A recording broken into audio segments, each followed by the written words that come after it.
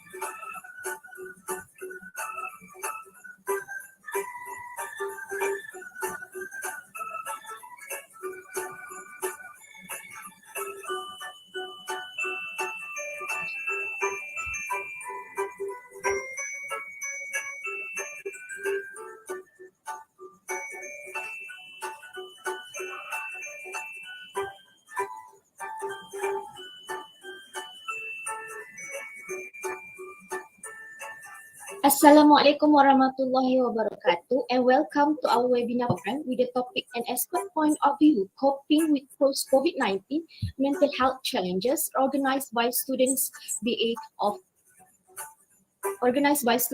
BA 23558, majoring in Bachelor of Health Administration, UiTM Puncak Alam Selangor. Attention to the audiences. The ceremony will start shortly.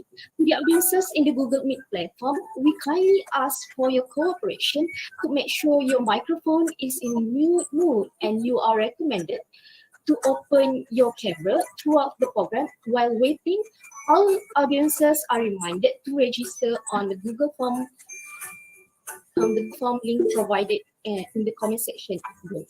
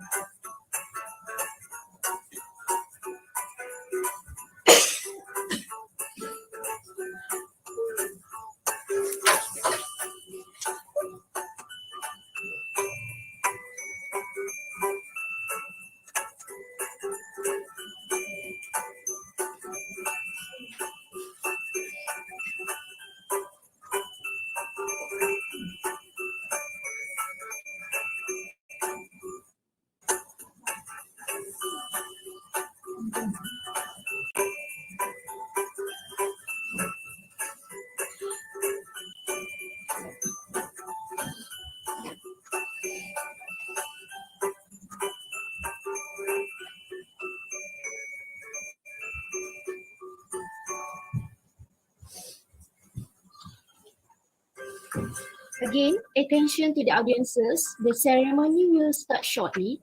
To the audiences in the Google Meet platform, we kindly ask for your cooperation to make sure your microphone is in mute mode and you are recommended to open your camera throughout the program. While waiting, all audiences are reminded to register on the Google Form link provided in the comment section below. Thank you.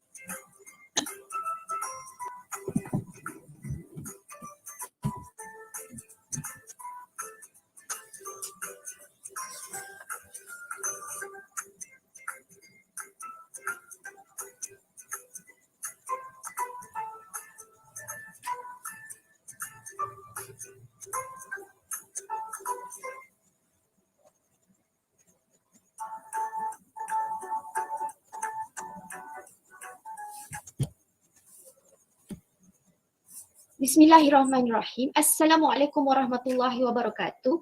Salam sejahtera and salam UiTM di hatiku. First of all, thanks to Allah Subhanahu wa Taala, the Almighty, as we all be able to gather virtually in the webinar program with the topic of an expert point of view, coping with post-COVID-19 mental health challenges, organized by BA 2355A students majoring in Bachelor of Health Administration UI Puncak Alam Selangor. Dear our beloved lecturer as well as the advisor for the webinar program, Dr. Nafisah binti Muhammad Hassan, our guest of honor, Dr. Zamzaliza Abd Mulud, as the special speaker for today's webinar, our respected Dr. Muhammad Zulkifli Abdullah, lecturer for BA 2355C, our dedicated head of program, Nur Atilah Auni binti Zuri, all the honorable lecturer, committee members of the program, as well as all of the respected audiences. We would like to thank you for taking your time to participate in our program today. It is an honor for us to have all of the participants on board. To further bless the ceremony, let us welcome Muhammad Fadil bin Ahmad to lead the prayer recitation.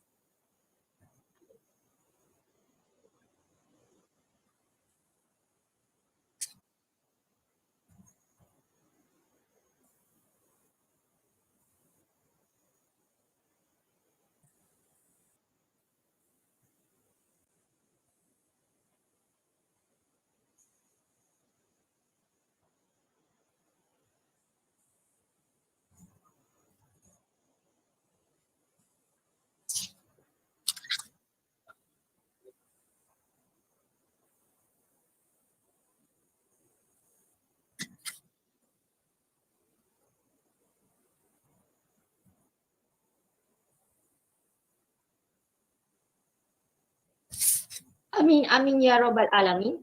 Thank you, Muhammad Fadil bin Ahmad, for the prayer recited earlier. May our program today run smoothly and be overflowing with blessing from Allah Subhanahu wa Taala. Next, let us all sing the Wawasan Setia Warga UiTM song together.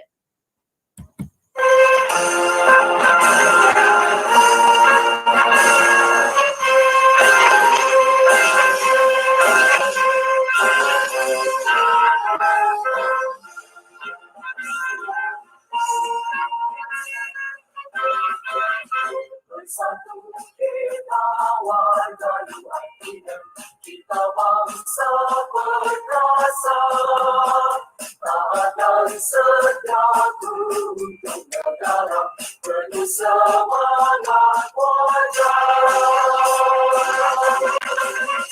Kita jangan mudah lupa pengorbanan perjuangan anak bangsa. Kita jangan mudah mereka kemajuan keamanan yang ada. Kita berterima kasih pada pemimpin-pemimpin negara. Kita rasa penuh syukur kerahmatan kemuliaan darinya. Bila bertemu berbangsa, berilah penawatan Zamzaliza Abd. Bila warga berbangsa,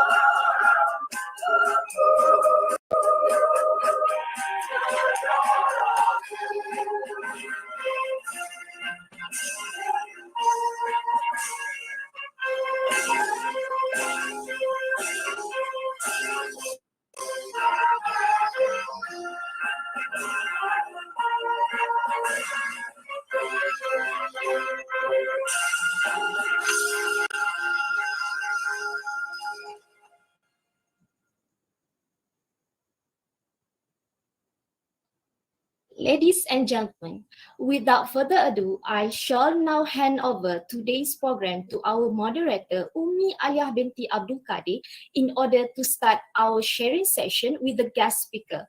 With all due respect, welcome Aliyah. Assalamualaikum warahmatullahi wabarakatuh. Salam sejahtera and salam UITM di hatiku. Thank you, Nurul Ashikin.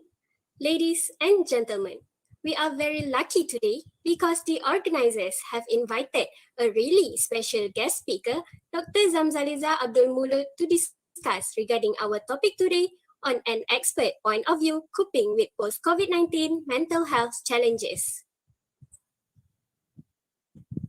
For your information, born on 8 October 1979, Dr. Zamzaliza Mulud is currently holding the position as the Senior Lecturer of Nursing, Faculty of Health Science, UITM Puncak Alam, Selangor. Obtaining a diploma in nursing from University Science Malaysia, Dr. Zamzaliza then continued her studies to obtain a Bachelor of Science with Honours in Nursing at University Malaysia Sarawak.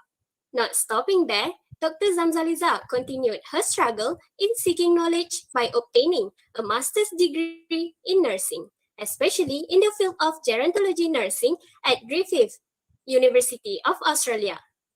Dr. Zamzaliza finally earned a PhD in nursing at University College Cork, Ireland in 2015. Currently, Dr. Zamzaliza is a visiting scholar in Catherine McAuley School of Nursing and Midwifery at University College Cork Island, majoring in mental health and gerontological nursing. Ladies and gentlemen, before we start our sharing session today, I would like to inform that any questions can be asked in the comment section and will be answered during the Q&A session. To begin with, as we all know, the outbreak of COVID-19 pandemic has had a profound impact on every section of society, such as students, lecturers and teachers, employees and employers, health institutions, merchants, and many other sections in the communities. Therefore, without further ado, I hereby invite Dr. Zamzaliza Abd Mulud, our special guest speaker, to discuss on our topic today, which is an expert point of view coping with post-COVID-19 mental health challenges. With all due of respect, welcome, Doctor. Okay, Assalamualaikum warahmatullahi wabarakatuh. So, everybody, can you hear me? Yes, Doctor. Live from Ireland, yeah? Live from Ireland. Okay, so nice, good, yeah, excellent. Okay, so for today's sessions, yeah, as I mentioned, as have been mentioned by the organizer, there will be a combination with English and Malay language because of my slides in English, but during my orang kata sharing session too, I will use both language. Is it okay for you? Yeah. Okay, so regarding mental health nursing, thank you to Miss Alia for the introductions. So actually, I'm not that expert, but I have, if I can share with you, few years experience working with people with mental illness, especially in Hospital Bahagia Tanjung Rambutan, as well as in psychiatric ward in Hospital Kuala Lumpur lah. So ada beberapa tahun saya pernah bekerja dengan those yang ada mental illness di kedua-dua tempat ini ya. And then my what we call specializations for my teachings in nursing in UITM. Basically, I teach a lot about mental health as well as the gerontological nursing. Kalau you tahu gerontological nursing tu merujuk kepada perawatan untuk orang-orang tua. So I have some ideas, especially related to COVID. What happened during COVID and what are the effects of COVID to our mental health. So allow me to share the slide first. Okay, so bagaimana yang Miss Alia tadi telah beri introduction. So currently I'm doing the on my sabbatical leave until June next year for 9 months, and I spend my times in my previous university lah, in Ireland, University College Cork, Ireland. So coping with post-COVID-19 mental health challenges, and that's a very what we call significant topic that you need to know, especially you all semua daripada health services kan, health admins kan. So ini agak relevan lah dengan your area tu ya. So siapa masih ingat, saya 2 years ago exactly during this time, early December in 2020. So pada masa ni what is your first memory about COVID? Ada siapa-siapa yang boleh share ke? What is your first memory about COVID? Dia dalam masa ni lah, 2 tahun lepas, dalam bulan Januari, dah ada information related to COVID and so on. Ada siapa boleh share ke your first memory related to COVID? Bila yang you all dengar, and then what's your feeling about that? Ada tak siapa-siapa yang boleh share? From the okay. Starting from the case tablik menular. Oh, tablik. Then baru tahu yang COVID seteruk itu. Sebab mula bulan 12 kan macam masih terkawal lagi. Masih terkawal. Okay, so your first memory yang memang you rasa, oh, if this COVID, there will be some things related to COVID ni is related to tablik lah ya. Memanglah kalau kita kata, actually the first case in Malaysia is from Chinese citizens tetapi yang membuatkan orang kata COVID ni betul-betul diketahui oleh kesemua warga Malaysian adalah disebabkan tablik lah. And because of that's the first orang kata exposures related to COVID. Similarly with me, masa tu 2 tahun lepas, awal Januari 2020 lah, masa tu saya ke Jepun just for visit and holidays, and then I went back to Malaysia, and then masa tu dah dengar lah berkaitan dengan COVID. Masa tu dia tak panggil COVID lagi lah, COVID is later few months after that baru dia come up with terms COVID So sebelum tu dia diberi nama lain Masa tu memang kita dengar dia started from China, bermula dari China, and then during that time bila saya dengar tu actually is on 19 Disember 2019 lah, the first case dekat Wuhan. So I just expect that COVID ni seolah-olah macam dia tak akan jadi pandemic lah. So you kena tahu bezakan what is pandemic and what is endemic. Endemic ni yang setempat tetapi pandemic ni yang memang transmitted from one countries to another. So pada masa tu saya expect that COVID ini adalah seperti macam Ebola yang limited to African countries kan. Macam dulu kita ada macam Middle East Respiratory Syndrome yang berkaitan dengan Middle East punya endemic cuma dia limited dekat kawasan tu sajalah. Tetapi kita tak expect yang after 2 years we still living with COVID, we still living with pandemics. So it is a good ideas to discuss apa kesan COVID ni terhadap kita punya mental health. Bukan kita cakap mental health saja tetapi dia affected in various areas of our life termasuk physical. Those yang pernah contracted with COVID, you akan tahulah berkaitan dengan long COVID yang dinamakan long COVID. Long COVID ni bermaksud kesan-kesan akhir berkaitan dengan COVID. Macam ada juga rakan-rakan saya yang pernah mendapat COVID lah. They told me that orang kata after 3 months, 6 months, they still feel tired, still feel a difficulty in breathing disebabkan oleh kesan long COVID. Tetapi pada hari ini kita akan saya nak share lah berkaitan apa kesan COVID ni terhadap kesihatan mental. Okay, so ni yang tadilah coronavirus first identified in December 2019. So you just recall back what were your memories, first memory related to COVID. Okay, and then until today walaupun kita tengok di Malaysia the cases much better from previous few months yang sampai boleh 20,000 cases tetapi kita dah nampak terdapat sedikit peningkatan lah from day to day disebabkan oleh variants baru Omicrons. Omicron ni the difference between Omicron with other types of variant is highly contagious, highly contagious, cepat berjangkit because of dia juga ada mutation yang banyak lah. Kalau kita kata Delta variants tu kan, dia cuma mutate dalam 6 proteins dia punya ni lah, tetapi untuk Omicron ni dalam 36 changes of the characteristic of the virus tu. Itu menyebabkan sekarang ni kerajaan pun tengah membuat kajian demi kajian untuk memastikan keberkesanan vaksin terhadap varian baru ini ya. Contohnya dekat island juga ya, island dan kebanyakan negara-negara di European countries disebabkan sekarang ni we all tengah winter cuaca sangat sejuk. Kalau sebelum ni semasa winter pun kes-kes seperti influenza memang akan meningkat lah disebabkan suasana sejuk kan.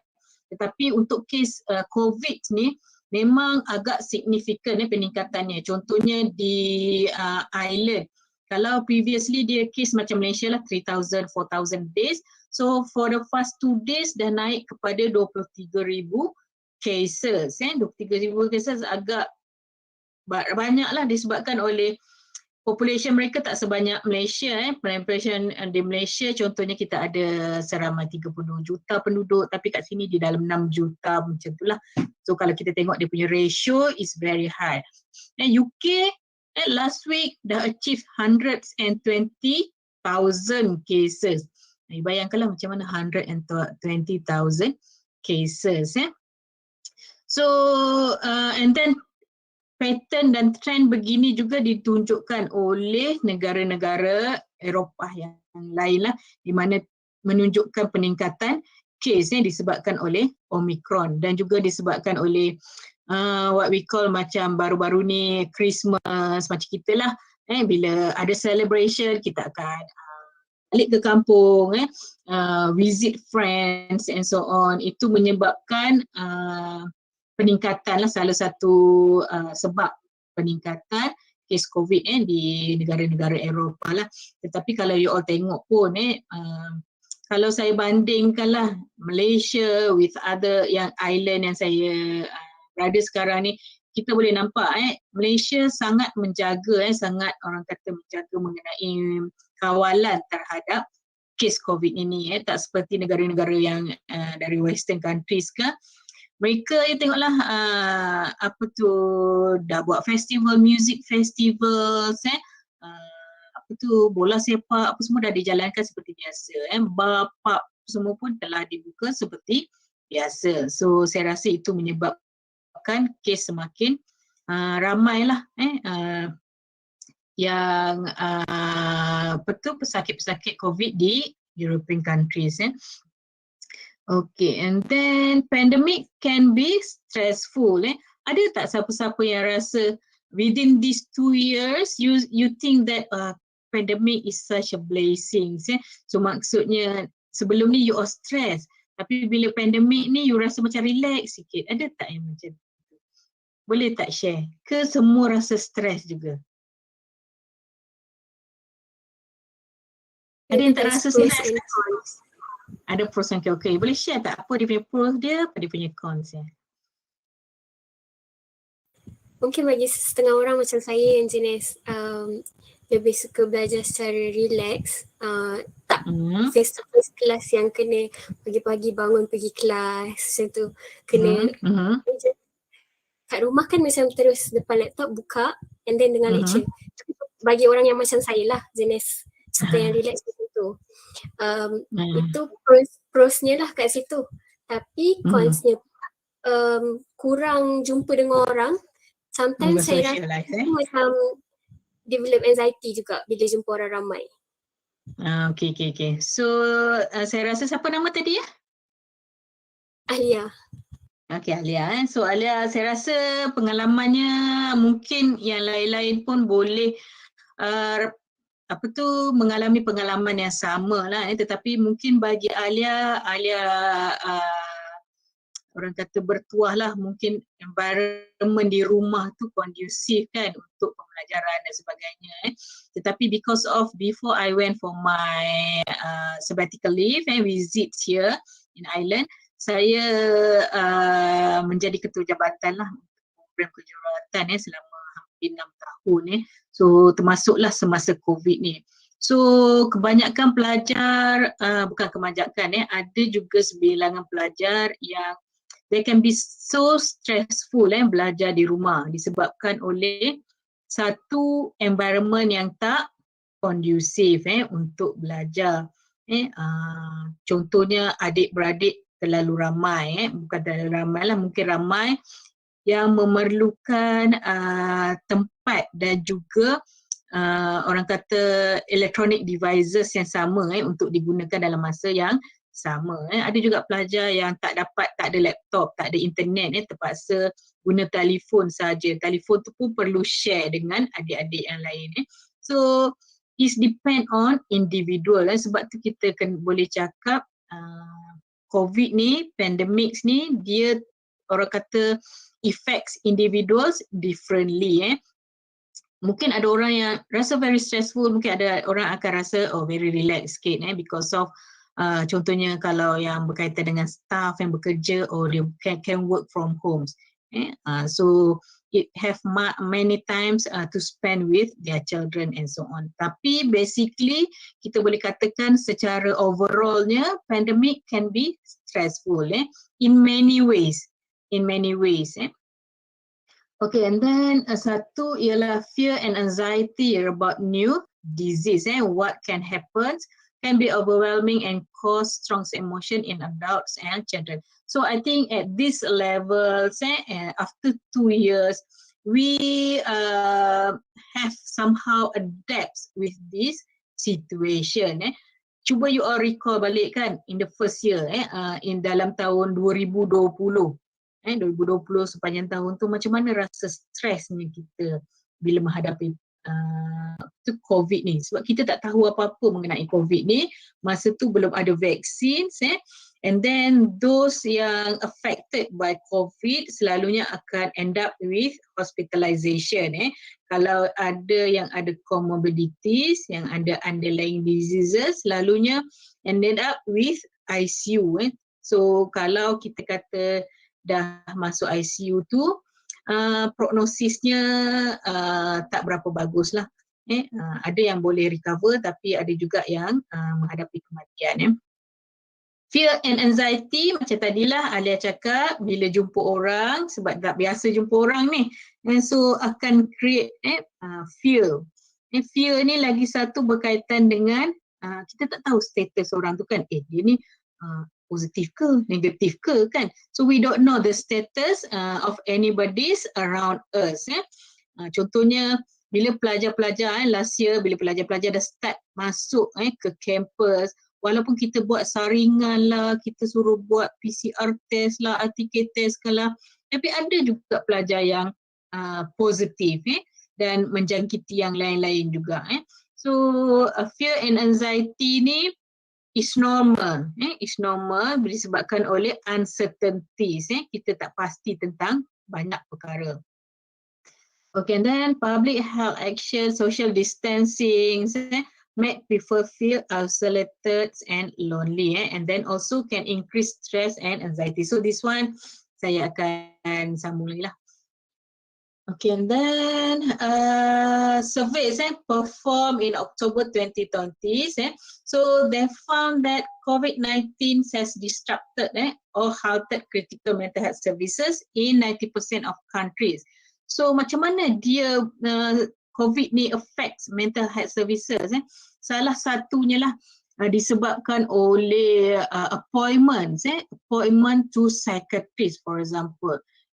Satu, kalau dulu satu hari psychiatrist boleh tengok 50 pesakit lah, tetapi disebabkan oleh social distancing, tak boleh orang kata meet the patient more than few minutes, so kurang pesakit dapat menghadiri appointment lah berbanding sebelumnya. Kalau dulu mungkin 50, So during pandemic hanya diterima 20 sahaja. So ini akan membuatkan kadang-kadang pesakit-pesakit terutama mental health services lah, dia tidak mendapat treatment yang sepatutnya. Dan services yang terlibat ni bukan setakat mental health sahaja. Services-services yang lain juga, contohnya those yang ada hypertension, diabetes pun kadang-kadang disebabkan oleh guideline during pandemic, appointment mereka terpaksa ditunda. So maksudnya kadang-kadang bila dapat appointment pun pesakit tak nak datang hospital disebabkan takut contracted with COVID. Ramai yang macam tu. Okay, so the risk of experiencing mental illness is not equally distributed across our society. As I mentioned before, some of you maybe you are lucky, you have a conducive environment, but also those yang orang kata unlucky, yang tak ada environment yang conducive, yang tak ada financially stable, so mereka ni lah yang orang kata lagi terkesan berkaitan dengan COVID. So especially kita tengok baru-baru ni yang saya tengok Malaysia berkaitan banjir dan sebagainya, itu menyebabkan additional burdens kepada individuals and people yang memang dah affected by COVID. Okay, so kita tengok kat sini ya. This is the pandemic causes spikes in anxiety and depression, even though these are the statistic from the US, but it also happens everywhere. In other countries, it is also applicable. It shows that the symptoms of anxiety disorders, 2019 before COVID is only 8.2%. But during COVID, so it increased almost not double, triple, to 28.2%.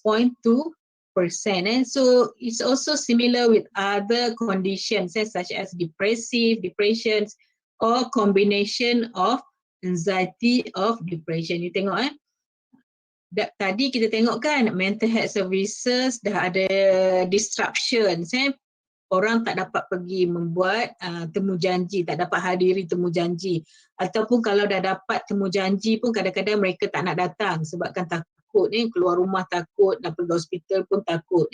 So itu orang kata cycle tu akan menyebabkan masalah-masalah mental health seperti anxiety and depression ni akan lebih meningkat. Dia ada masalah tak nak pergi hospital, so masalah tu akan menjadi lebih teruk. Saya tengoklah dia punya numbers of cases makin meningkat lah before COVID and after or during COVID. Okay, so and this is another example of the increase of depression cases in general population in Malaysia. General population ni maksudnya rakyat-rakyat biasa lah, bukan yang memang those yang memang ada depression ke apa ke. Kalau kita tengok mild depression and severe depression, kita tengok severe depression sajalah. Di dalam kita punya population, kalau you all buat kajian, you dispute questionnaire, commonly kita akan dapat 10% of our general population yang exhibits that shows sign and symptoms of severe depression. Okay, so kalau 2017 10%, tengok dia punya graph dia naik sehingga 25.1%, almost double, bukan almost double lah, lebih daripada double cases daripada 2017. 25%, 1/4. Boleh katakan 1/4 rakyat Malaysia show the symptom of depression during this pandemic. Kalau mild depression pun ada peningkatan, tapi yang paling significant adalah yang mengalami severe depression. So lepas ni minta tolonglah you all tanyakan kawan ataupun observe kawan-kawan, ask them whether they are okay. Kalau mereka tu perlukan bantuan, perlukan seseorang untuk mendengar. So just ask them what they need. Kadang-kadang bila diorang diam tu tak semestinya semua okey. Mungkin semua tak okey. Itu menyebabkan some people they're quiet and so on. Okay, so kalau kita tengok dekat sini ya, ini distributions of mental health problems across the age groups, all age group. Kalau kita boleh conclude kat sini, age group yang mana you rasa affected most by COVID? Age group yang mana ni you rasa?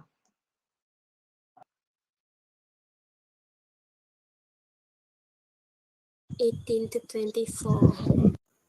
Aja. Okay, so 18 aja, thank you aja. So 18 to 24. So persons struggling with at least one mental health problems. So before this, termasuk saya lah, saya berpendapat those yang affected adalah those yang orang kata umur 60 tahun ke atas, elderly, warga emas, warga tua, disebabkan oleh isolation dan sebagainya. Tapi bila when preparing for the slides and so on, so I found that the age group that most affected is the younger generations, children and adolescent. Adolescent tu maksudnya you all pun termasuk dalam age group ni jugalah. Sebabkan apa? Because during this age, orang kata this lifespan, during this age, within this range, selalunya kanak-kanak atau teenagers, they are very active, they are very socialized, and then suddenly they needs to be isolated, social distancing. Kalau macam kanak-kanak tu dia dah tak boleh, macam kalau dia minat bermain, dia tak boleh bermain seperti biasa. Contohnya I have friends kat sini lah, and then she has a child, umur dalam 14 macam tu lah. So he love to play football, footballs. Tapi during this pandemic memang tak boleh lah nak main yang ada physical contact and so on. And then he told his mom, what's the points of living? Apa maknanya kehidupan kalau kita tak boleh nak buat semua benda? We just need to stay at home. So itu dah menunjukkan ada tendensi untuk ada symptoms untuk mental health problems lah, disebabkan oleh lagi satu berkaitan dengan cognitive processing. Those yang within this age group, kita boleh cakap kalau yang dewasa tu maybe we can understand what happened and then what are the orang kata keperluan untuk isolate, untuk social distancing dan sebagainya. Tetapi bagi kanak-kanak ataupun bagi teenagers, mungkin orang berpendapat, kenapa kita kena buat ni, kenapa kita tak boleh buat ni dan sebagainya lah. It can create the mental health problem lah. Lagi satu berkaitan dengan sekolah dan sebagainya lah. Before this we are attending the class face to face, tapi sekarang ni semua perlu orang kata secara maya, secara online. So it can create additional problems lah, especially mentally and physical problems. Okay, so these are similar. As you can see that the young people in August still disproportionately experiencing depression and anxiety. Maksudnya kalau kita tengok the age group, yang paling affected is children and teenagers. And then the younger adult, and then yang lain-lain tu pun ada affected lah, tapi not as high as children and teenagers. So as you are, I believe that you are in this groups kot 18 hingga 24 kan.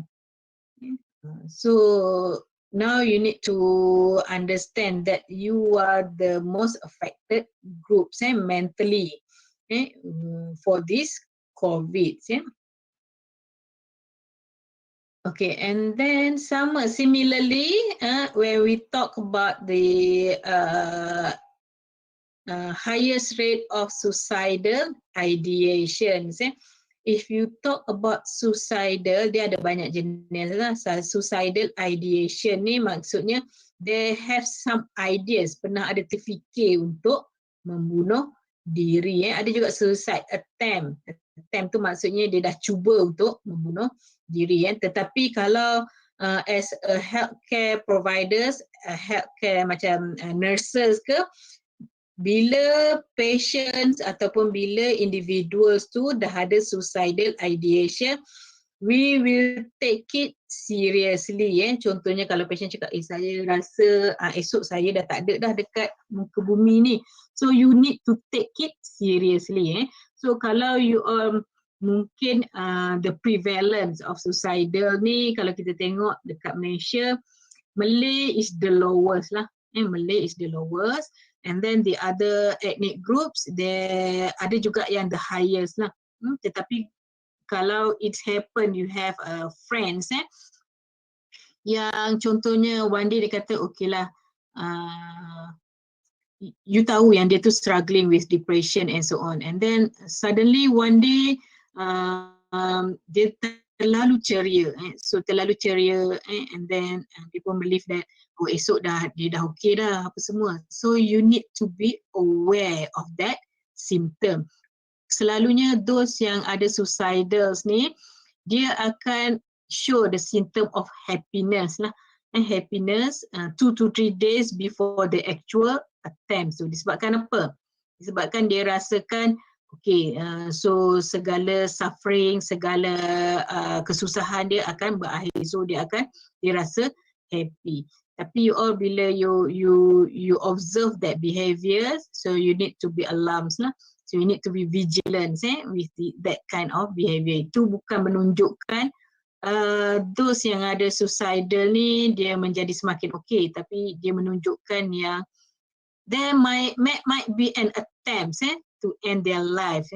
So kalau kita tengoklah dia punya statistik sama juga, dia berkaitan dengan yang ada depression dengan anxiety tadi lah. So the age that affected are elderly and young adults compared to other age groups. Okay, so what are the causes of stress and mental health problems during pandemics? These are something that I can think about. So I think maybe for individuals, it depend on individuals. Mungkin pada you all apa yang menyebabkan stress ni adalah berbeza daripada yang lain. Satu adalah berkaitan dengan rumors and misinformation, especially di social media. So boleh share dengan saya tak apa rumus-rumus yang you pernah dengar berkaitan dengan COVID, berkaitan dengan vaccines ke, berkaitan dengan treatment. What are the rumors or misinformation? Boleh tak share dengan saya? Vaksin jadikan manusia beruk. Saya pernah dengar tu. Itu daripada mana tu? Daripada mana? Social media ke? Viral dekat social media. Aduh, okay, so that's interesting. So bila you dengar tu, apa yang you terdetik dalam your heads ke? Saya rasa macam siapa yang buat ni, macam mana dia boleh terfikir macam tu. Okay, so that's the logical ni lah. Tapi ada juga orang-orang yang kata betul ke kan? Ada juga orang-orang yang macam, especially kalau realize lah, for example yang paling terdekat is my mom. My mom. So I asked her to take the booster dose. So dia pun kata perlu ke? Orang kata banyak ni dia punya side effect lah apalah kan. So itu yang orang kata rumours lah. Ada lagi yang lain-lain ke? Yang you rasa is irrelevant, tak logik punya rumours yang you pernah dengar berkaitan dengan COVID, berkaitan dengan anything lah? Ada lagi tak? Vaksin is a part of agenda Yahudi. Itu selalu saya dengar. Itu pun sebenarnya something that yang saya nak cakap lah berkaitan dengan rumours. Itu memang first bila vaksin keluar lah. Vaksin keluar, agenda Yahudi kan. Sebabnya kadang-kadang pelik juga kita orang Melayu ni kan sikit-sikit Yahudi, harga mahal Yahudi kan. Tak tahulah, semua kita nak salahkan oleh Yahudi lah. So that's the rumours jugalah berkaitan dengan kalau agenda Yahudi kita tengoklah which country yang ada highest rate of vaccination rates among its population. Kalau tengok Israel is among the highest rates of population yang dah divaksin. Kalau kata agenda dia, kenapa dia nak vaksin pula dia punya rakyat dia kan. So banyak lagi lah rumours dengan ni COVID ni tak wujud lah, betul tak? Dia hanyalah orang kata agenda Bill Gates lah, WHO lah. So banyak sangat rumours. Tetapi mungkin pada you all memang educated sebenarnya ni, you all boleh fikir secara logik lah.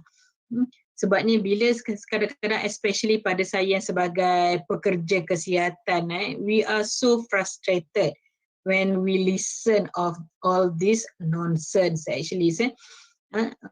Sebabnya ada one time that bila pandemik sangat peak di Malaysia, ICU semua penuh.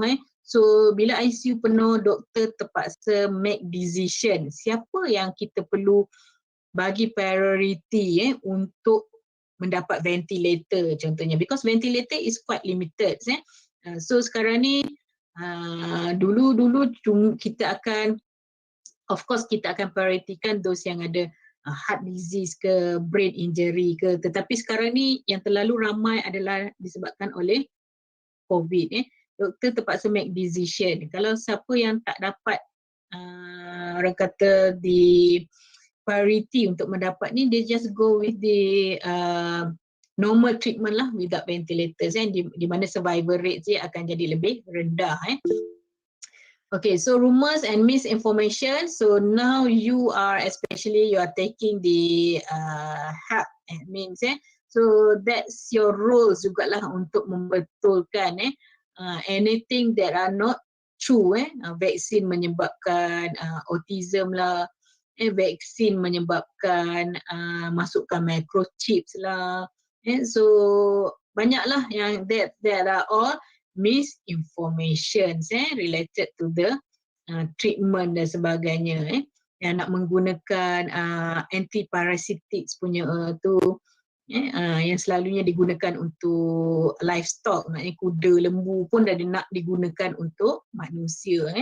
Vaksin tak nak terima, tapi ubat macam tu boleh pula dia terima.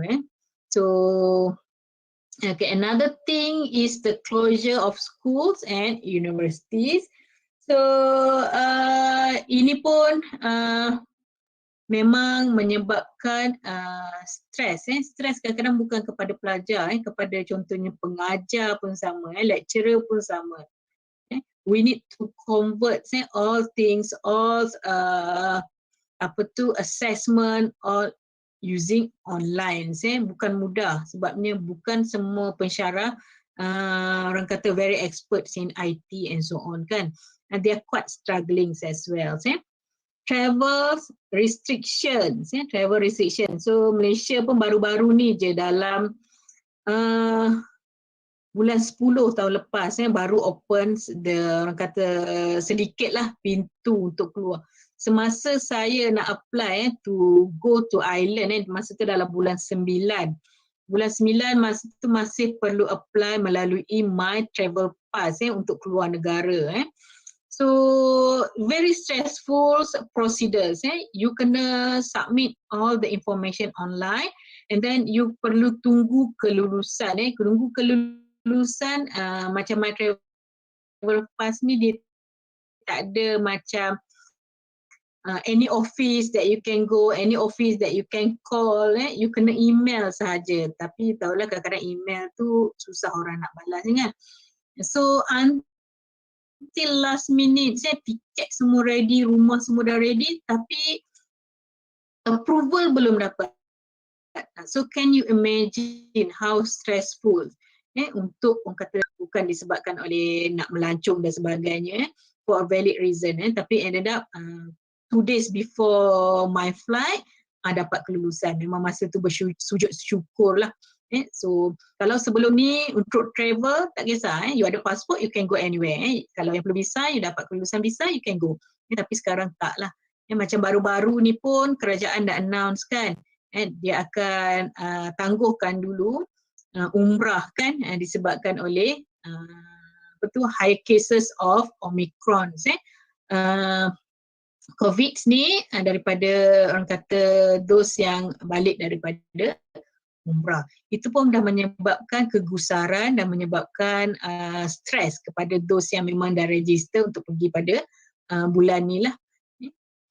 Okay, and then possibility of actual physical isolation and quarantines. Quarantines 1 hari, 2 hari maybe you can feel happy lah. Tapi kalau dah sampai 10 hari kan, tak boleh nak keluar daripada bilik because of you have close contact and so on, it can cause orang kata effects to your health. Deterioration of trust in government agencies. Ni pun samalah. Ada yang tak percayalah apa Datuk Dr. Noh Hisham punya agenda lah apa semualah. So disebabkan oleh orang kata tadilah, disebabkan oleh misinformation, disebabkan oleh rumors, menyebabkan people they come up with kurang trust terhadap government. Avoidance of health facilities, disebabkan kalau sekarang ni saya rasa kurang sikit lah. Tetapi dalam tahun, can you imagine in 2020, nobody want to go to the hospitals. And nobody wants to go to the clinic. Disebabkan apa? Sebab takut contracted with COVID. Risk of relapse in pre-existing health condition including mental health. So for example, kalau you ada diabetes, kalau you ada hypertension, any heart disease, once you contracted with COVID, orang kata dia punya kesan dia akan lebih lagi berbanding dengan orang yang tak ada penyakit-penyakit berkaitan dengan kesihatan ni lah. So itu menyebabkan those yang ada penyakit ni dia akan rasa lebih stres. Lebih stres. Yang takut dapat COVID. Common symptom of other health problems can lead to fear of infection. Sekarang ni kalau bersin sikit pun, kalau batuk sikit pun, saya rasa you all jenuh nak tahan kot. Takut kan? Especially kalau you have any maybe you have class kan, kelas physical class. Kalau sakit tekak sikit mula dah rasa risau. Mula dah tak boleh nak tidur malam. Sampailah you buat test dan sebagainya. So sebelum ni that's a normal symptom. Demam biasalah kan, kadang-kadang we have fevers kan. Tetapi sekarang ni bila you all demam, so start panic attack. You akan start panic attack. So itu masalah biasa yang menjadi stressor, menjadi sumber stres semasa COVID ni. And then another thing is related to stigma. Stigma ni tak boleh nak cakap lah. Discrimination to people who've been affected. Tapi sekarang ni saya rasa agak kurang sikit lah. Tetapi kalau awal-awal dulu, once you have COVID, it looks like macam hidup you berakhir dah lah. Orang dah tak nak dekat dan sebagainya. Tapi sekarang ni because of there's so many patient that has been infected, orang pun dah rasa okey dah. Tak ada lagi rasa macam takut-takut nak dekat dan sebagainya. Okay, social stigma towards those treating and caring for patient. Contohnya nurses lah. Nurses masa awal-awal dulu when you go back home with your uniform contohnya, orang akan pandang semacam, orang akan post dekat Facebook, nurse ni pakai uniform pergi beli ikan jemput kan. Tapi itu stigma, dikatakan stigma terhadap those yang treating and caring for patient. Social stigma towards specific ethnic groups, populations and nationalities. For example, dekat di European countries, dia ada stigma terhadap those yang datang daripada China contohnya, ataupun those yang kelihatan seperti Chinese lah. So disebabkan dia kata they bring the COVID to the Europe. So maksudnya dia especially earlier in earlier stage of COVID-19 punya pandemic dulu. So banyaklah dia orang kena pukul dan sebagainya disebabkan they look like Chinese. And then they relate the COVID-19 with China lah, the origin of the viruses. Okay, macam mana COVID ni looks like increased anxieties and uncertainties. Maybe you can reflect on yourself. Macam mana stress ni affected you? Feeling loneliness and sadness, helplessness and frustration, changing in eating and sleeping pattern, because nowadays you are at home. You are sekarang di college ke atau di rumah sekarang?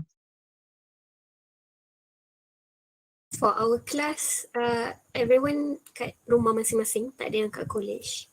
Oh, masih di college. Because of for nursing program, I think we already come back to the college lah, disebabkan nursing ni dia banyak orang kata practical components kan, nak buat procedures dan sebagainya, tak boleh lah nak buat secara online. Nanti you all jadi patient pun you all berani ke tak, yakin ke tak kalau nurse tu belajar dari YouTube je cara macam mana nak bagi injection contohnya, yakin tak? Tengok YouTube je. So of course you will have no confidence kan, tak ada confidence. And so we have to bring back the student to the lab lah untuk ajar macam mana nak bagi injection, macam mana nak buat cuci luka dan sebagainya lah.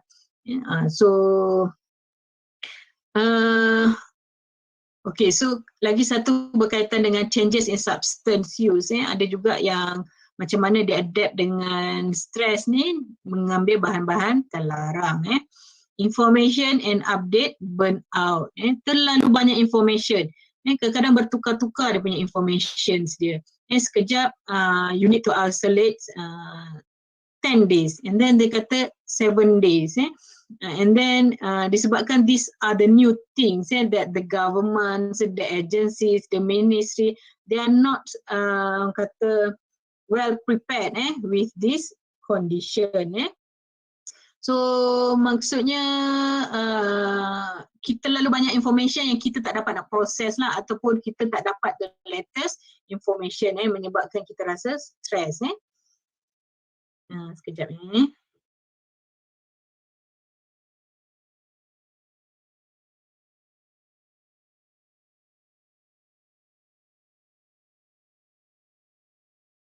Okay, sekejap.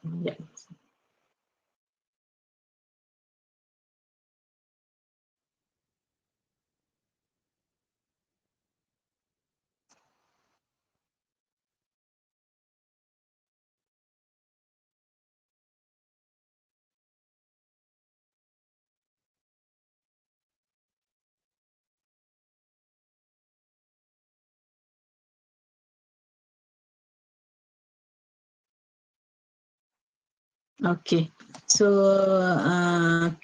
so tadi kita stop dekat information burnout, terlalu banyak information. So initially, for example, we need to take 2 doses to consider as completed. Tapi sekarang dah ada booster doses, and then mungkin next time akan ada yearly punya dose, yearly booster dose. So there's so many information that keep changing according to the current situations. Okay, and then existing mental health concern, and then from all of these symptoms, ada tak apa-apa yang you notice, yang you all experience rasanya? Kita nak tengok ni ada tak yang menunjukkan tanda-tanda stres lah. Ada tak yang ada masalah tidur, tak boleh tidur, tak boleh makan, ada rasa loneliness, anxiety? Anxiety kebanyakan. Anxiety. Kali macam nak Anxiety. presentation ke apa kan. Even seorang ni kat rumah ada laptop macam sekarang ni tadi awal-awal mula-mula. Ni bila dah tenang super okey. Awal-awal tu dia akan macam trembling, berpeluh-peluh. Okay. So for every classes ke ataupun masa you all nak present ke macam mana? Masa bila yang rasa macam tu selalu ni? Mostly bila present lah, ataupun tiba-tiba nama kena panggil dalam kelas. Sebabnya kadang-kadang lecturers dia nak student ni alert je, dia tak nak kadang-kadang yelah duduk kat rumah, saya pun faham kan, kadang-kadang ada je student ni okay buka ni kamera off, lepas tu masuk balik bawah selimut. Ada tak macam tu? Honestly lah kita share because this is not orang kata classes and so on. And then saya pun bukan mengajar you all lah. Ada tak yang rasanya pagi-pagi ni kelas pukul 8 ni buka laptop, masuk balik selimut. Lepas tu bila lecturer panggil nama tu yang menyebabkan additional anxiety lagi tu. Tapi I also can relate sebabnya semasa COVID ni pun saya pun banyak attempts online punya session, online punya workshop dan sebagainya. Kadang-kadang memang we cannot focus, we cannot focus on that talk for too long jugalah. Anxiety, dia punya simptom tadi apa? Berpeluh-peluh, rasa berdebar-debar kan? Betul tak? Betul. Okay. Ada yang lain? Ada yang nak share? What are the symptoms of stress yang you rasa dalam for the past 2 years ni you all ada hadapi? Sleeping disorder biasanya. Dia biasa. So macam mana tu? Yang dia punya lifestyle, my lifestyle is changing. Biasa kan kalau kita duduk kat college, kita bangun pukul 8 and then pergi kelas. Everything is completed lah. Maksudnya macam we are fully schedule our timetable semua. Lah. Tapi kita jaga, tapi bila kat rumah semua menjadi berterabur. Berterabur so malam-malam baru nak buat assignment. Buat assignment tu tak apalah, kadang-kadang ada you all ni saya tahu main game lah apa kan. So itu menyebabkan ni. Sebabnya saya pun dekat sini ada juga housemate housemate yang memang I think umur dia baya-baya you all lah, baya-baya you all. Memang every night saya kadang-kadang perasan dalam pukul 3 pun masih belum tidur lagi. Dia punya sleeping hours tu dah berubah lah. And then wake up pun dah orang kata sampai pukul 9, pukul 10 kan. Tapi kalau you all berada di college, memang tak boleh macam tu lah. You need to sleep on time, wake up on time. Okay, so that's the changes. So you can reflect back. Betul ke aku ni ada symptom stress ni? Tapi kalau memang you punya routine macam tu okay lah. Okay, so the ways, and then we talk about coping. Coping is which we respond or manage stressful. Is coping always positive or adaptive? Do you think coping ni memang sentiasa akan positif ke ataupun ada juga coping yang jenis negatif?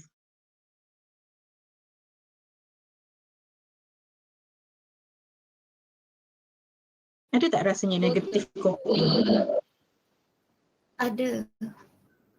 Contohnya negatif coping macam mana? Bila dia stres, dia selalu makan. Dia menyebabkan dia punya berat badan tu makin menaik lah. So akan lead to obesity. Okay, so tu dipanggil maladaptive, maladaptive coping. So coping ni not always positive. It can be negative too. Contohnya, if you have problems, contoh you very stressed, tapi cara you untuk overcome it, you sleep. You sleep a lot. So out of sight, out of mind lah. Maknanya you tak payah nak fikir lagi lah pasal stress tu. Tapi is the problems akan pergi ke masa you all bangun? Tak kan? The problem is still there. Tapi maksudnya cara coping itu tak betul lah. Sama juga those yang cope menggunakan ambil dadah, ambil minum alkohol dan sebagainya. So that's not a positive coping. Okay, kalau kita tengoklah coping with pandemic, that affected mungkin tak berkaitan dengan mental health tapi berkaitan dengan employment. But you all pun tahulah, you baca kan, selalu baca banyak employer yang orang kata terminate dia punya employee because of keuntungan tak ada. Dia tak boleh nak hire the employer. So itu akan menyebabkan stres lah untuk cope with financial punya commitment dan sebagainya. Adaptive coping macam ni lah, exercise. So ada ke you all yang coping secara exercise? Stres lah, pergi jogging lah macam ni. macam rare je kan. So stress lah, pergi makan lah, itu biasalah. Stress lah, pergi tidur biasalah. As long as dia tak menyebabkan long term effect, it should be fine lah. Tapi kalau macam taking alcohol and so on, that's considered maladaptive coping. Okay, consequence of not coping effectively akan menyebabkan prolonged distress. So distress tu is not over. Worsenings of initial symptom. Kalau tadi ada anxiety yang berpeluh-peluh, tetapi kalau you tak overcome it, dia boleh menyebabkan simptom tu menjadi lebih teruk. Mungkin boleh lead kepada depression, major depression dan sebagainya. Okay, so individual nature of coping. Saya tak boleh nak bagi tahu you all lah macam mana cara nak cope because of one size doesn't fit all. One ways of coping doesn't fit all all persons. Cara saya mungkin tak boleh fit cara you all. So and then we cannot have a manual to tell everyone to do this, to cope with this condition, this stress. You need to do this. Tak boleh. So you yourself, you need to identify what works for you. Especially previously, if you have stress in previous years, in previous times, so what ways that you can cope with that stress? You can use that coping strategies semasa you menghadapi stress pada masa sekarang lah. Tetapi ada beberapa tips lah and that you can consider that maybe works for you. Take care of your physical health. Because of physical and mental health, they are connected. Kita tak boleh cakap mental health separate, physical health separate. Tak, dia orang sama je. Mental social connection, even though we have kadang-kadang ada orang kata tak bagus, Facebook, Insta, tapi ia adalah satu cara untuk kita maintain social connection, because of we are so isolated nowadays. So social connection lah yang membuatkan orang kata we feel connected with reality of outer world. So macam you all lah, dah pernah jumpa ke kawan-kawan sekelas ni? Dia semua from started you buat online.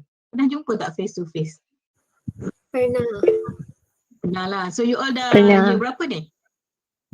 Sekarang SEM 5. Kami dapat jumpa dalam satu SEM suku macam tu. Satu SEM je kan. Okey lah, dia dah tahulah yang ni macam mana muka dia kan. Sebabnya kalau tak setiap kali online class asyik tutup kamera je, you all pun tak tahu macam mana lah muka seorang ni namanya kan. So bila dah pernah jumpa tu at least you can imagine lah macam mana. So tak rasa rindu ke nak jumpa kawan-kawan? Ada. Kan Ada tak ke? so you all dah semester 5, rasanya sampai akhir pengajian lah kot. You all akan continue online. Saya tak tahulah apa dia punya plans kan. Maybe after this you will go for your, ada industrial placement ke for your course? Ada. Ada. 6. Okay. Tempat masing-masing. Final year? Yes, ada. Okay. Okay lah, so you need to live as it is lah. Tengoklah macam mana how the orang kata any changes in the futures. And then keep a routine. Keep a routine ni kadang-kadang kan macam saya lah. Suddenly we need to work from home. Suddenly I came here for my sabbatical leave, tapi tak boleh juga pergi ke office sebab yang dekat island ni pun there's still limits person that can go to the office and so on. So I need to spend more time at home. Kalau you all tak betul-betul orang kata keep your routine, keep your schedule, so you akan rasa lebih mudah untuk hanyut lah orang kata. Macam saya lah, because of nobody's you all jugalah, nobody's will monitor you, apa you buat apa semua kan. So you need to have routine, you need to wake up at 8 contohnya. Setiap hari saya mesti wake up at 8 and then saya mesti buat at least satu assignment. Kalau you need to write something, at least I need to write 500 words today. You keep that routine. Jangan biarkan orang kata just go with the flow macam itulah. Spend time outside, go for a walk, pergi beli groceries, help your mother and father to buy groceries, buy some things, go to the rumah jiran untuk hantar something. Just go outside. Don't leave kata maybe you feel comfortable in your rooms dan sebagainya. Tapi you need to spend time outside lah and see the world. Reach out for help, especially when you detect that you have something that orang kata something that out of ordinary lah. Please orang kata reach out for help. Okay, so but after all, we need to view all of these pandemics positively. So what have you learned? I think betul selain daripada all the negative thing, there's so many things that we learn that we gain from this experience. For example, number one, we have a new appreciation for time spent with family and friends. Kalau dulu you can go to the movie, you can go out macam makan beramai-ramai. Sekarang ni all are limited. So after this, you will appreciate all the moment that you spend with your family and friends. Our environment is catching a break. Contohnya kalau you tengoklah all the environments punya conditionnya dekat bandar-bandar besar. Kalau dulu sebabkan oleh kebanyakan orang bekerja dari rumah, so you can see that our environment is makin bersih. Tak ada nampak lagi haze dan sebagainya.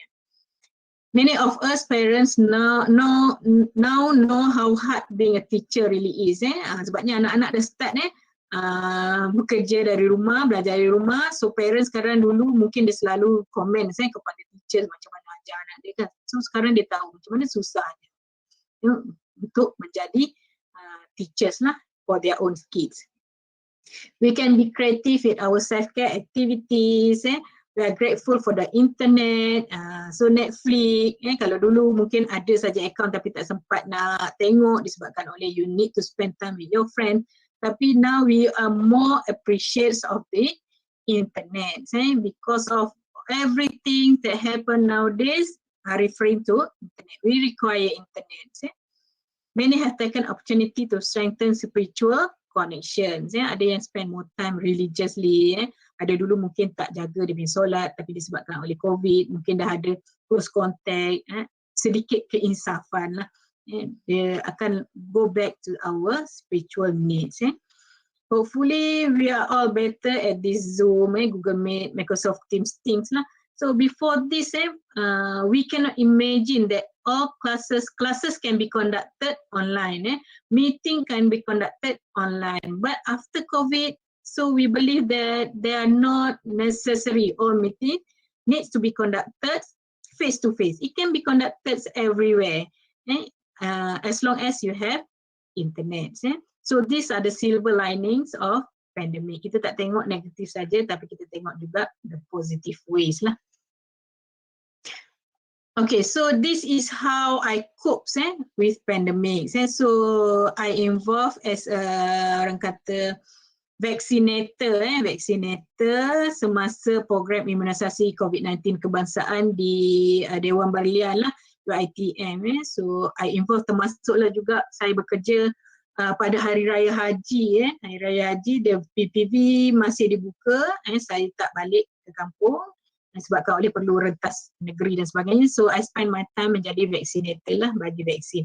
And then another one is bekerja di pusat assessment, COVID assessment center, iaitu membuat penilaian terhadap pesakit-pesakit COVID terhadap risiko lah.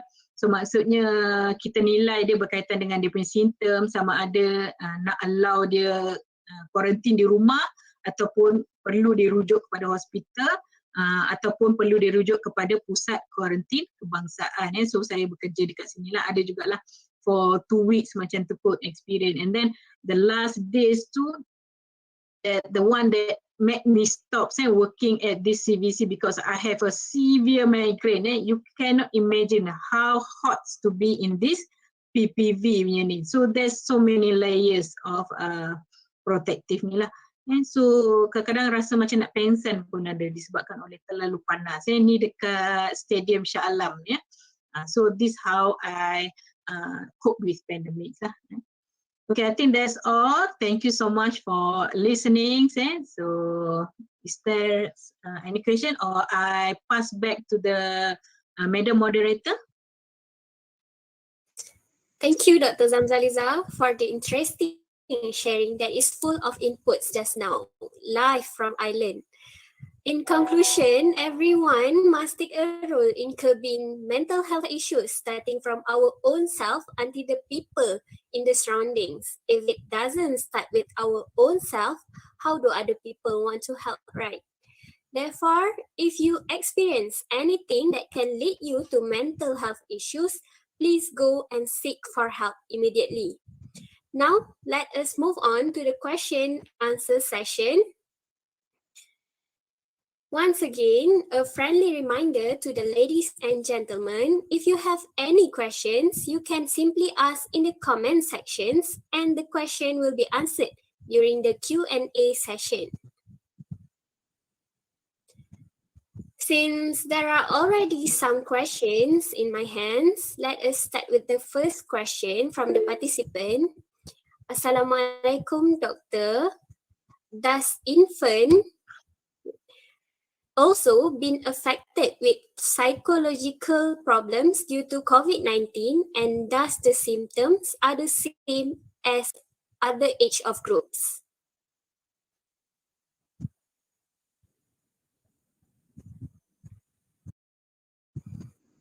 I'm sorry, Doctor. Okay, sorry.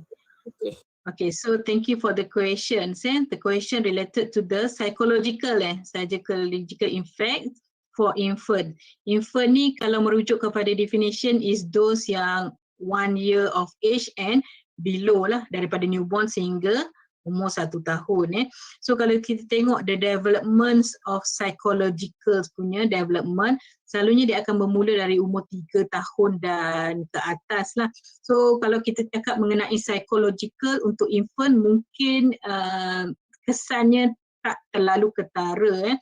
Tetapi kalau kita kata berkaitan dengan contohnya physical punya effects, itu ada kesan pandemik terhadap infant ni. Satu disebabkan oleh isolation lah. Disebabkan oleh umur 1 tahun ni, language belum lagi lah kita develop, baru nak develop. Tetapi selalunya berkaitan dengan interactions with other human beings. Kalau dulu dia selalu jumpa orang, dia expose to other people, tapi sekarang ni dia cuma expose dengan dia punya parents je. Tapi once dia expose to other people, dia akan jadi orang kata macam takut sebabnya tak pernah jumpa orang ramai-ramai. Dia akan jadi mudah menangis, takut dengan orang dan sebagainya. Tapi on psychological part tu, dia tak akan jadi sangat obvious lah, because of the development of psychological part tu belum lagi ketara those yang orang kata 1 tahun dan ke bawah ni. Okay, ada lagi soalan? Thank you, Doctor. Next question. Assalamualaikum, Doctor. As we know, there are some stigmas around mental health problems. Some people still think that people with mental health problems are because their lack of religious belief or they don't pray enough. And some of them think that the use of religious belief can cure mental health problems. What do you think about that? Do you agree the religion plays a role in mental health problems? If you agree, then why do mental health professionals exist? That's it. Okay, so kalau tanya ni memang agak bias lah, because of I'm at the health side. Health side ni kita satu term yang kita pakai is evidence based. Apa-apa treatment, apa-apa management pesakit adalah berdasarkan evidence. Evidence ni bermaksud kajian-kajian yang dijalankan, hasil-hasil penemuan daripada eksperimen yang dijalankan dan sebagainya. Tetapi berkaitan dengan religious ni memang kita tak nafikan, especially in our culture. Our culture ni memang kita tak dapat nak separate sangatlah sama ada culture ataupun religious. Ada je kes-kes di mana contohnya kes berkaitan dengan skizofrenia. Dengar-dengar bunyi suara. Lalu simptom skizofrenia dia dengar suara orang bercakap kan. So selalunya kalau orang yang biasa yang kuat dia punya cultural belief, selalunya dia takkan bawa pergi ke hospital dulu. The first thing dia akan buat is, apa you rasa? Kat mana you rasa? Dengar suara ni, nampak benda yang tak wujud contohnya. First thing selalunya dia akan cari ada tak siapa-siapa yang kenal, ustaz ke, nak minta air penawar ke, betul tak? So pada saya agama complementary, dia boleh dipanggil sebagai complementary ataupun alternative treatment. Sebagai healthcare punya professional, kita takkan cakap lah, ni tak betul ni, tak betul ni. Selalunya apa yang kita akan advise is, you can go to get the alternative treatment, tetapi jangan abandon of the, orang kata, medical punya treatment. Contohnya cancer lah, cancer. Bukan saya cakap orang-orang biasa, ada juga kawan-kawan saya yang nurses, dia abandon terus kemoterapi dan sebagainya dan mendapatkan bomoh dan sebagainya.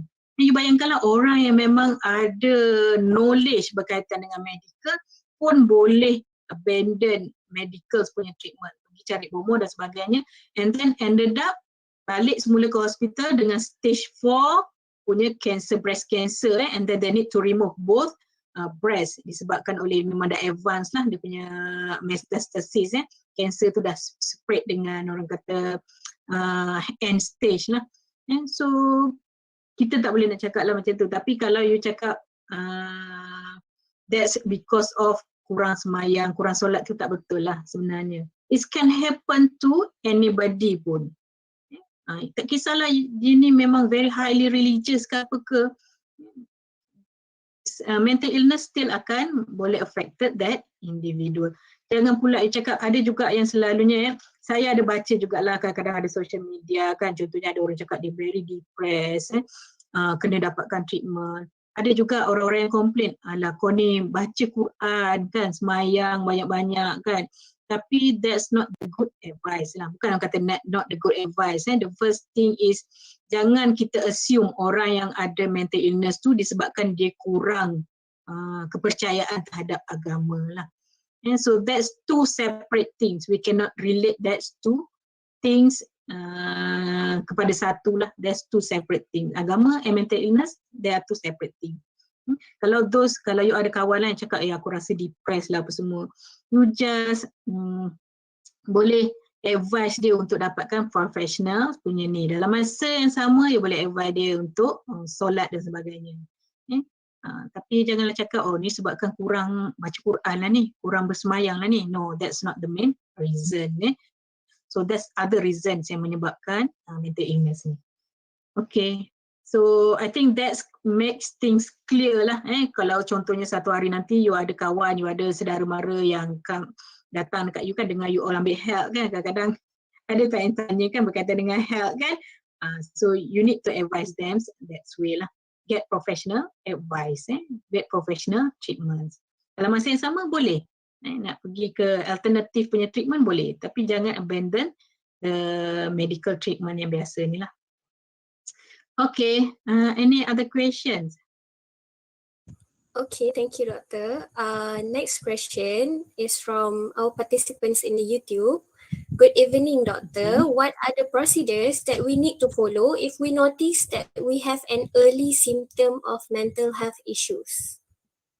Okay, so saya percaya students bukanlah setakat bukan yang punya group dan sebagainya, disebabkan saya pun dah jadi ketua jabatan lama. So basically for your saya from students from point of view lah student from UiTM, apa you perlu buat, you realize that you need help. You dah buat macam-macam, you dah pergi exercise kan, you try to overcome your stress level, tapi still you rasa you need professional help. First, what you need to do is try to push your penasihat akademik first lah. That's the first orang kata level. And then penasihat akademik dia try to advise you, and then after that kalau masih lagi tak orang kata resolve the problem, selalunya penasihat akademik dia akan bawa kepada mungkin ketua pusat pengajian. And then after that Kalau you rasa masih tak membantu, you can approach our counsellor, pegawai psikologi. Dekat Puncak Alam pun kita ada beberapa pegawai psikologi yang di mana setiap pegawai tu, they are very helpful. I can assure you that they are very helpful. Jangan risau tentang orang kata, oh nanti orang tahulah. Kadang-kadang benda ni masih lagi orang kata banyak stigma je kan. Because of psikologis, dia memang dah angkat sumpah lah berkaitan dengan kerahsiaan. Kerahsiaan. So maksudnya you can email them, I need to make appointment with you. I need to make appointment to discuss about my problems. They are very helpful. I'm sure that dia orang memang akan reply. Itu the next stage lah. Next stage. And then kalau head psychologist ni rasa you ni perlu dirujuk kepada hospital, dia akan membuat saranan lah supaya dirujuk kepada professional medical punya treatment lah. Mungkin semasa interview tu dia dapati you ni dah ada, orang kata tadi kan, macam suicidal ideation, you dah ada simptom yang major depression yang memerlukan medical treatment. So don't worry about that, don't feel stigma berkaitan dengan mendapatkan rawatan. So itu semua orang kata for your own goods lah. For your own goods. Jangan risau. So dapatkan rawatan yang betul. So that's from the student's point of view, your level, what you can do. So try to approach our counsellor, counsellor ataupun psychologist lah from your ITM. Okay, ada lagi? Thank you, Dr. Zamzaliza Abd for answering all of the questions asked just now. Hopefully, the answers given can unravel the questions that hover in the minds of the audiences, and we can all benefit from the sharing session.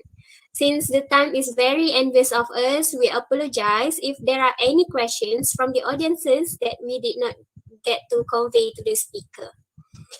Dear audiences, the ceremony will be continued with a quiz session regarding our topic today, which will be conducted using the Quiz Ease application. We hereby gladly welcome the participation from all of the audiences, as there are exciting prizes awaiting you.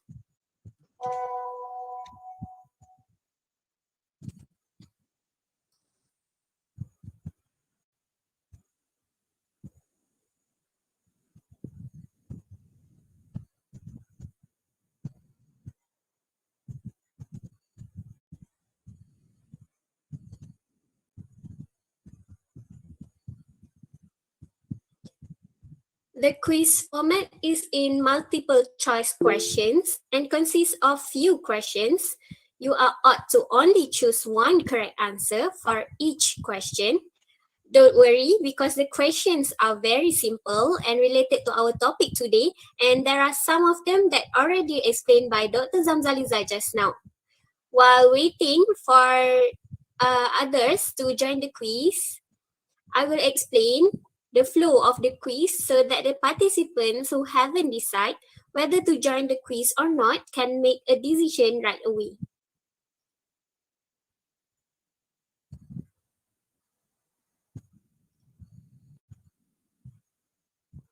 But first, let us wait for the program committee to show the quiz.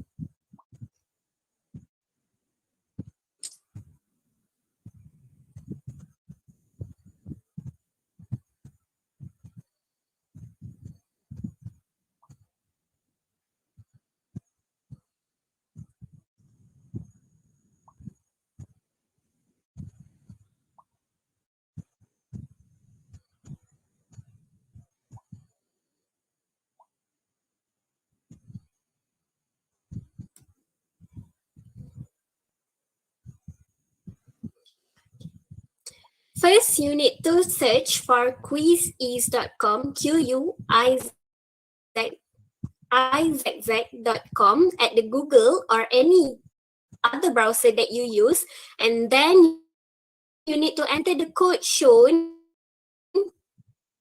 at the screen and put your full name. Otherwise, if you didn't put your full name. Or you can also simply click the link shared by the admin of the Google Meet and YouTube Live and key in the code and your full name. And then done.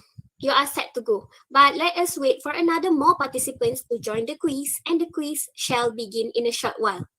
Don't worry, it's just a simple quiz, not to stress, because no one will scold you if you didn't do it well. Don't be shy.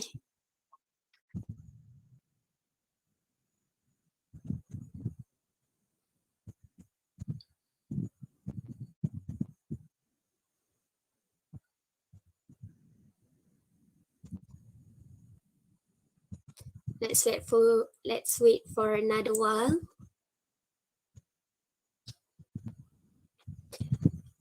Are you ready, guys? I think there's no more other participants who want to join. If there are any, we are really sorry because we need to start soon as the time is short.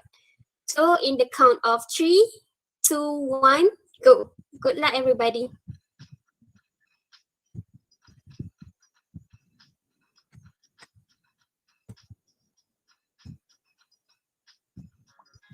Wow, we got Nabila in the first place.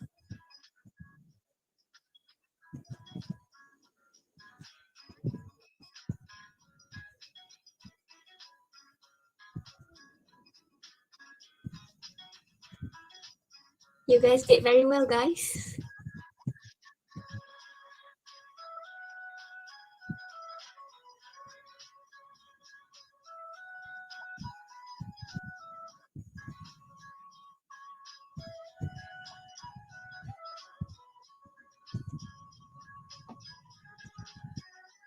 Wow, Shahira is crossing over up to the first rank.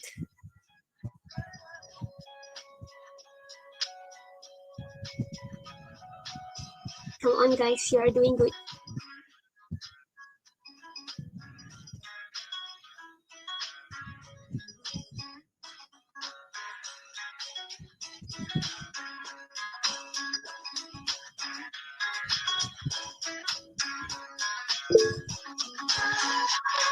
You guys are so good at this.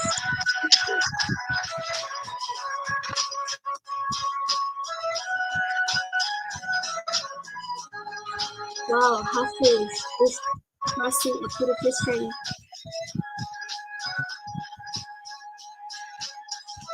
Are you okay, guys? It's just a simple quiz, right?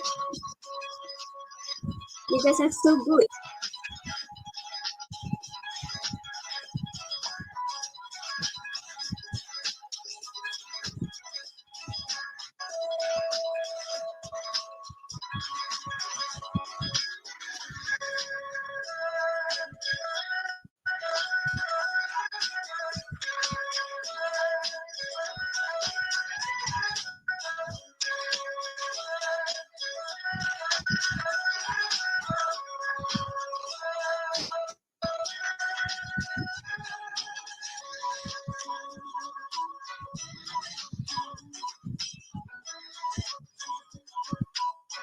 Come on, guys. You are doing good.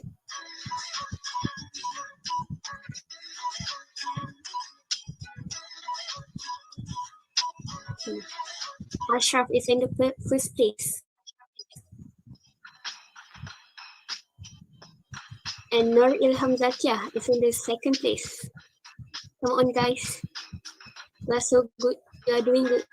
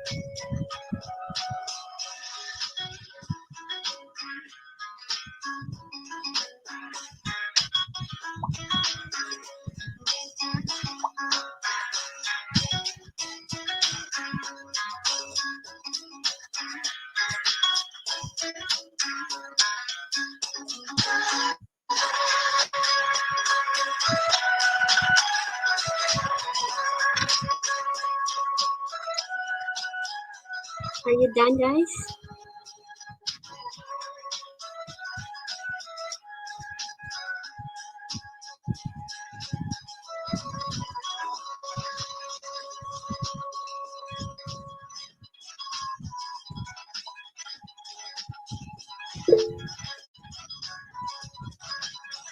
Okay, Stella done here. Let's wait for a few more minutes.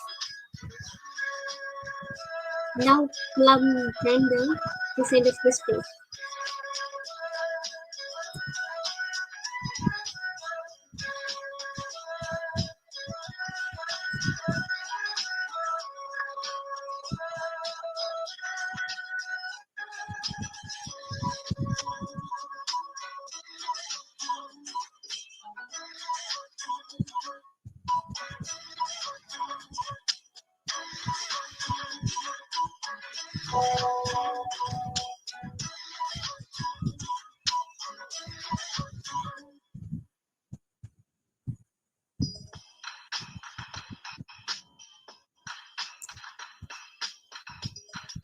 Congratulations to all the winners of the quiz, and thank you to all of the participants who were willing to participate in the quiz session just now.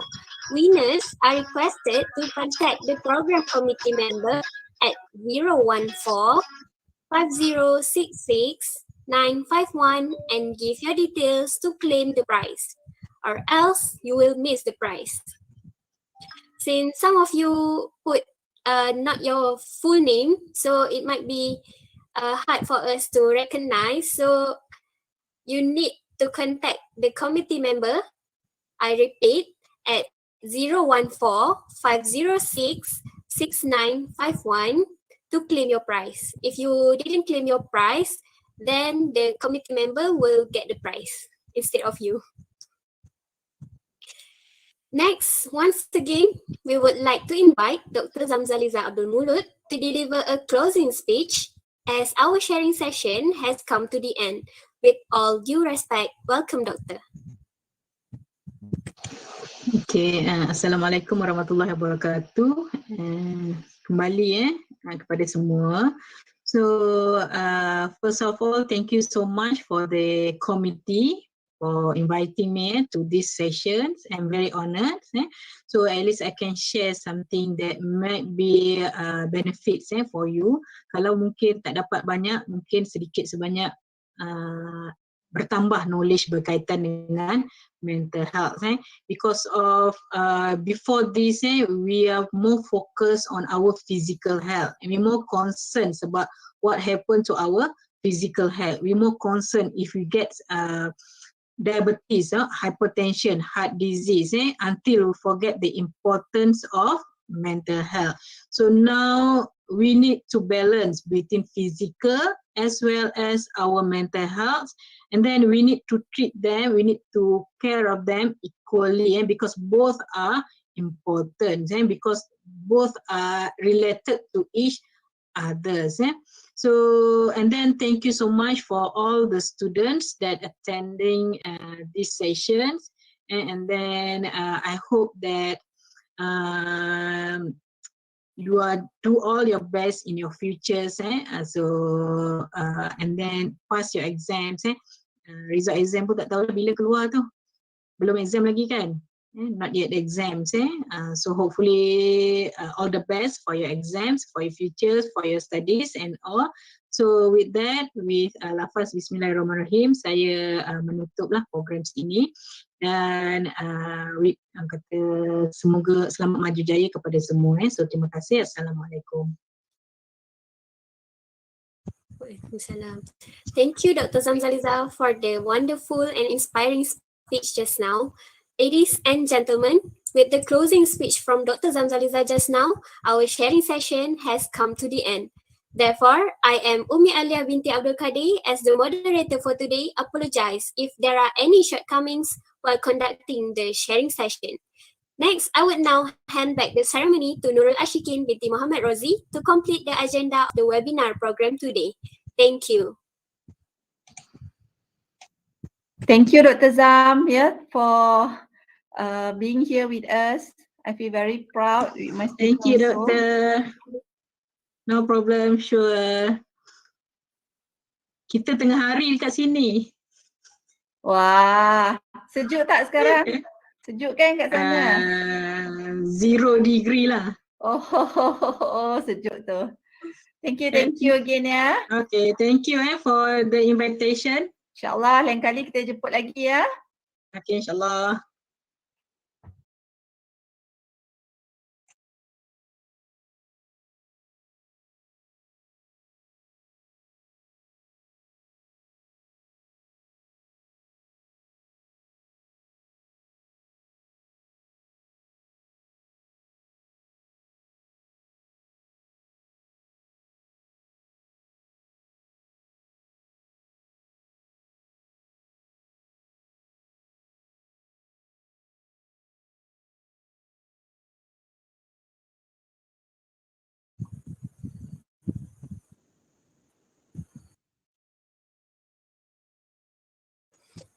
I am sorry, Ashikin, our MC, have some problems with her connection.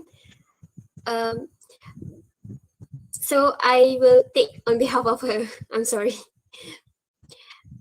Thank you once again to Dr. Nafisa, our lecturer, and Dr. Zamzaliza for the sharing session just now. May we all can benefit from the sharing session with Dr. Zamzaliza earlier.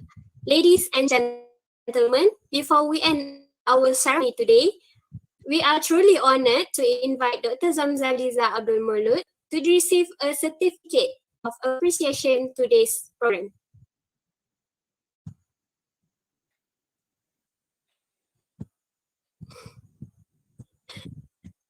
Since it's online, we will email to you later. Okay, Doctor? Okay, thank you very Once much. again, okay, thank you, Doctor. Once again, we would like to dedicate a million of thanks to Dr. Zamzaliza for willing to make time to participate in our webinar program today.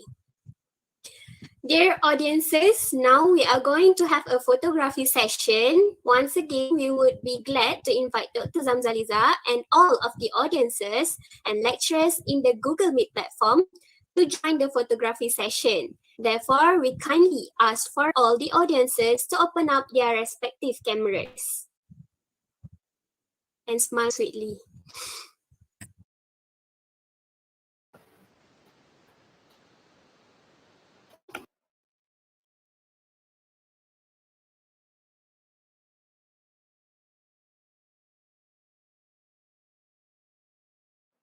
Okay, guys. You ready? Open your camera, everyone. Okay. Let's wait a little bit.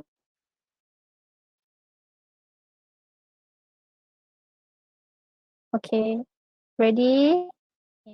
3, 2, 1. Okay. Okay, thank you everyone.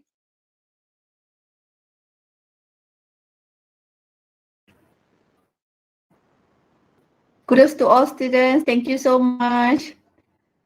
Assalamualaikum. Thank you. Assalamualaikum. Wassalam.